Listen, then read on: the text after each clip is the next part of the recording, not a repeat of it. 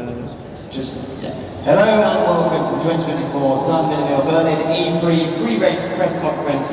Joining us now are our team representatives. We have Florian Modlinger from Heuer Porsche, Biermaier from ABT Cupra and Roger Griffiths from Andretti. Welcome gentlemen, good to be back in Berlin. Florian, let's start with you. Massive weekend for you because it's a home race for the team, of course. You're currently second in the team standings, Pascal at the top of the driver standings. How crucial is it going to be to score well here? Every weekend is crucial and serious, but really we are proud to race in Germany in front of our home fans and German fans, and it's very special to race here. We are now mid-season, as you just said. Pascal is leading the Drivers' Championship. We are into the Teams Championship, and Porsche is leading the Manufacturer Trophy. This means it was the first good half season, and now the second half starts, and there we are fully focused on. So just to touch upon that kind of situation, we have Pascal leading the Drivers' Championship, like I said, Antonio in the top 10 also. How would you summarise the season so far? What do you expect from both of your drivers from here on going into the second half, or the home stretch, you might say? Yeah, I'm not fully happy with the first half of the season, but we can be happy clearly with the standings and having 3 wins on the Porsche 911 Electric on track even 4, but 1 we could not keep. This means 50% success rate. Then when we see the qualifying performance of Pascal, every time starting in the top 10, 7 times out of 8 chances in the duels, best qualifier, very happy on this side. On the other side, Antonio had a tough start into the season, progressing, and the tendency is going upward with the win in Misano on track. Amazing result for him and what he showed there, but he could not keep the win because of a team issue on the car, which was not giving any performance advantage. And then in Monaco, first time in the duels, on this we have to build with him to have consistently 2 cars in the top 5, 6 to fight for all of the championships. A bit of news that came in the week, your renewed partnership with customer team Andretti until season 12. The 2 teams very much pushing each other to be competitive as much as they are collaborative. Does that work as a dynamic, to have that close connection? There's also a kind of rivalry at the same time. Yeah, it's clear. 2 teams fighting for the top spots there, and both teams competitive. We appreciate clearly the cooperation with Andretti. We push each other. With the dynamics, sometimes we need to keep under control. Let the drivers do what we want. But as also you see, without them we would have not 3 wins this year already under Porsche 911 Electric shape. 1 in Elyria, and there we have to build on. We have to challenge each other, push each other, but on a respectful way, without any contacts on track, and then the better one should win. I'll ask you in a minute, Roger. Thomas. Yeah, moving on to you, Thomas. Home race, of course, for the ABT team as well, a team that's had lots of success here in the past in Formula E. What are your thoughts going into the weekend, and do you have any particular targets? First of all, I was hoping that we will have wet conditions tomorrow, because we remember quite well from last year when we had wet qualifying. We took the car on pole, but it stays dry tomorrow. But the positive thing is we are more competitive now compared to last year. This you can see in the last 4 events we always achieved the duels, except Monaco last weekend. But the rest we are progressing, and this is very important. So we can fight for points now. This is important for the motivation of the team. So our target is clearly to get some points this weekend. So just to touch upon some of those performances in quali and the very almost podium in Misano with the P4, were these in the wider picture of a season? Were these outlying events, or is there now a degree of expectation on what might be possible going forward each race? If I saw the reaction from the team after Monaco, where we finished 11th, everybody was disappointed because we didn't score points. Yes, the team is motivated to score more points. This is a realistic target for us. We need realistic targets, and we have to try to bring everything spot on, to get everything spot on track and off track in operations, and then it's possible for us to score good points. So So, of course, ABT Cupra being one of 3 teams not running their normal driver lineup, or has been for the season, and the driver who scored the vast majority of your points in qualifying success being the one that isn't here. How frustrating is that for you as a team, and what do you expect from Kelvin now filling that seat?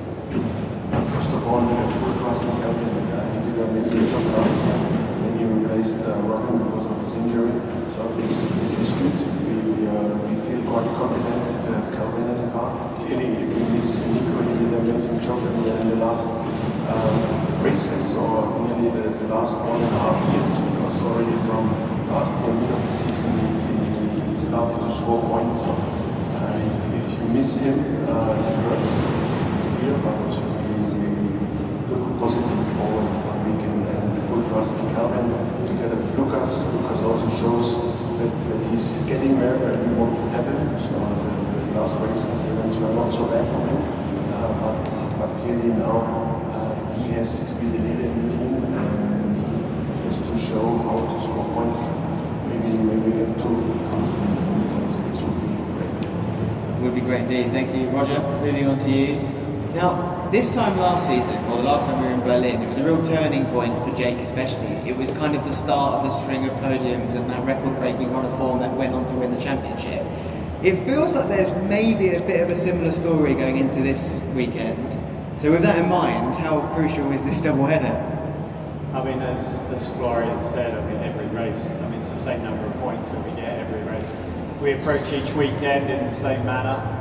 Yeah, very true. Jake got his championship restarted last year here with the 2nd place. We also had the unfortunate coming together with Antonio here last year as well. So bittersweet memories of Berlin. But yeah, I mean, I think Monaco was probably our low point of the season to date.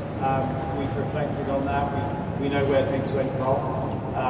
Yeah, we want to come out of here in a strong position. I think Jake's more than capable of doing it. If we look at the championship standings, where we are today in comparison to the points we scored this time last year, we're actually ahead. Yeah. So that's a positive thing. We just need to keep that momentum going. Is it realistic to expect a whole string of podiums again? Maybe not, but it's all about consistency, and that's what we're going to focus on. Slightly more, it's definitely more competitive this season. Absolutely. Everyone's points up there is higher. Yeah, everybody's closer. I mean, when we look at where we qualified, last year in Monaco versus this year in Monaco, the time delta was the same to the front, but the difference was like 9 positions. So it just shows that the field's really tightened up, and everybody has to be on their toes. The other seat at Andretti has been a bit of an interesting story over the past few seasons. Looking for that driver that can fight at the top, but also help with the team game. What's your reflection on how that's been going so far with Jake and Norman as a duo? I mean, they have a great relationship together. I mean, Norman is a massive team player. I mean, we saw that in Tokyo when he helped Jake out when we were in a bit of a tricky situation around the attack modes.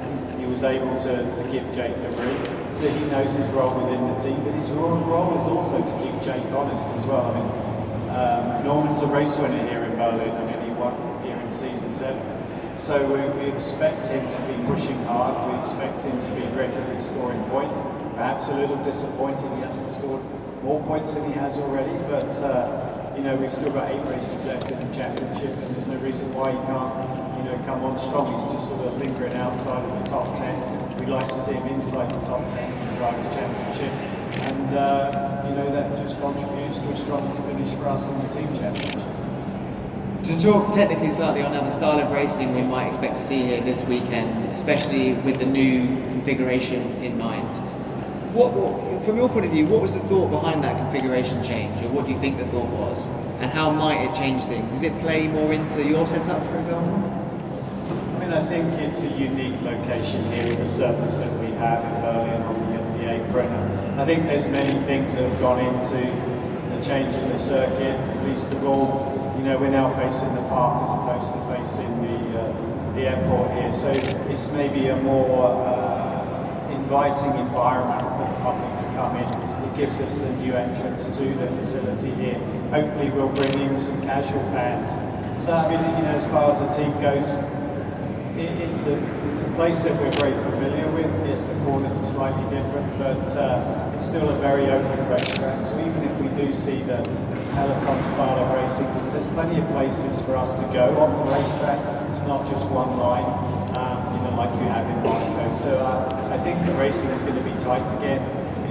Qualifying is likely to be as important, but we all want to be showing that one-lap pace. And to be honest, if when I look at ourselves, that's been our weakness this season, and it's something we need to address, and hopefully we can start with that tomorrow afternoon. Before I open the floor up to questions, can I just get a word from each of you on your rookies taking part on Monday, decision around choosing them, and what you look to get out of that sessions, starting with you, Roger.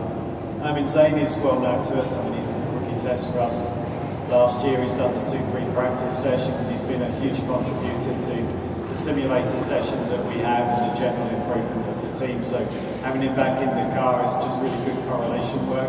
And then with Jack, I mean, it's an American driver. We've done everything we can to promote Americans coming into Formula E. Really interested to see how he gets on. He and Zane have raced each other throughout their entire careers. It's the first time they've been teammates, so looking forward to that dynamic. Thomas? Yeah, for us, we have again Tim in the car. He did a great job last year when he drove the Formula car the first time. We gave him a chance again in this year. So he's a young guy. He's a German driver, so very important for us as a team. And together with Ricardo Feller, he will be the first time in the car. But Ricardo is a member of our family since many years. He's driving DTM for us. And we did a similar way with Calvin. We gave him the chance to test that car. And now you see Calvin is driving for us in the race. So maybe with Ricardo, we will see after Monday if he feels confident in the car. But we gave him the chance because he deserves it. So we will have to riding in the car.